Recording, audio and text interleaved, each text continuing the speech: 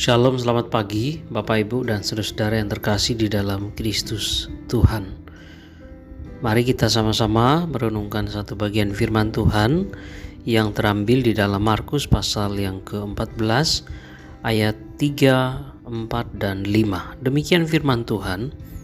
Ketika Yesus berada di Betania di rumah Simon penderita sakit kulit dan sedang duduk makan, datanglah seorang perempuan membawa suatu buli-buli pualam berisi minyak narwastu murni yang mahal harganya.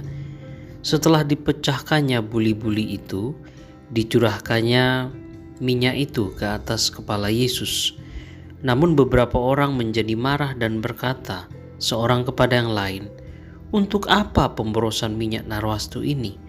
Sebab minyak ini dapat dijual 300 dinar lebih dan uangnya dapat diberikan kepada orang-orang miskin." Lalu mereka mencela perempuan itu. Demikian firman Tuhan.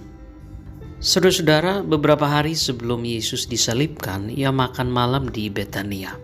Dan saat mereka sedang makan, ada seorang perempuan datang dan memecahkan sebuah buli-buli yang berisi minyak wangi atau minyak narwastu yang sangat mahal dan kemudian menuangkannya ke atas kepala Yesus. Dan ketika ini terjadi, ada beberapa orang yang merasa marah.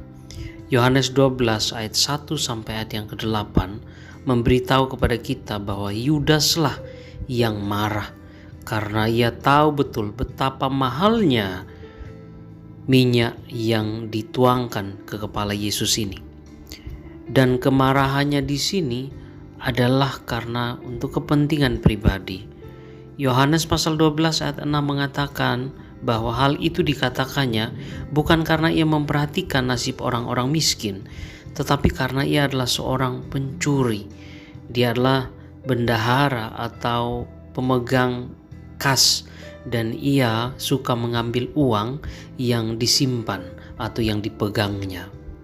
Di dalam Injil Markus ini kita diberitahu bahwa ternyata yang mengkritik sang perempuan tadi bukan hanya Yudas, tetapi bahkan orang-orang yang bersama Yesus pada saat itu. Mereka mengkritik sang perempuan ini dengan sangat tajam.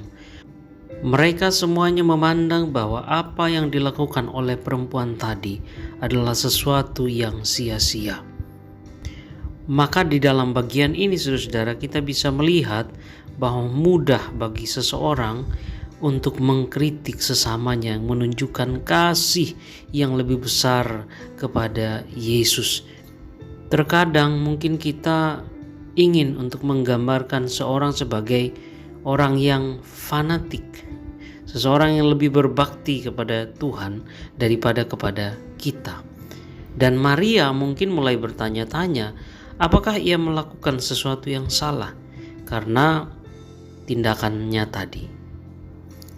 Di dalam kritiknya, Yudas mencatat bahwa nilai minyak itu lebih dari 300 dinar, yang mana nilai ini setara dengan upah setahun dari seorang pekerja. Dan pada titik ini, dalam kisah ini, saudara-saudara, kita patut berterima kasih kepada Yudas atas kata-kata tajamnya ini.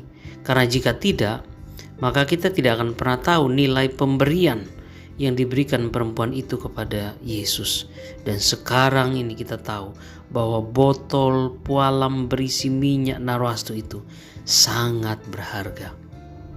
Sekali lagi saudara-saudara, bahwa kita melihat di sini bahwa para murid berpikir bahwa pengurapan yang berlebihan dengan minyak ini adalah sebuah pemborosan.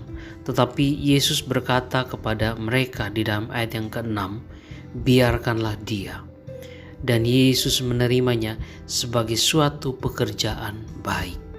Dengan kasih dan pengabdiannya yang sederhana kepada Yesus, Maria memahami apa yang tidak dipahami oleh para murid, bahwa Yesus akan segera ditangkap dan kemudian disalibkan dan mati. Dan dalam hal ini Maria bermaksud agar pemberiannya ini menjadi persiapan untuk penguburan Yesus. Di dalam ayat-ayat berikutnya, Yesus memberikan pujian yang tinggi kepada Maria dengan mengatakan bahwa ia telah melakukan apa yang bisa ia lakukan untuk Tuhannya. Allah tidak mengharapkan lebih dari kita selain apa yang dapat kita lakukan untuk Tuhan. Maka dari kisah ini kita belajar untuk mempersembahkan apa yang bisa kita berikan kepada Tuhan, yaitu hidup kita.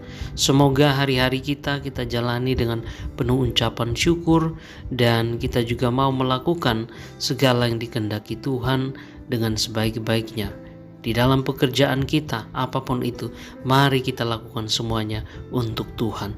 Di dalam kita melayani, baik itu di rumah ataupun di gereja, baiklah kita melakukannya dengan sepenuh hati untuk Tuhan.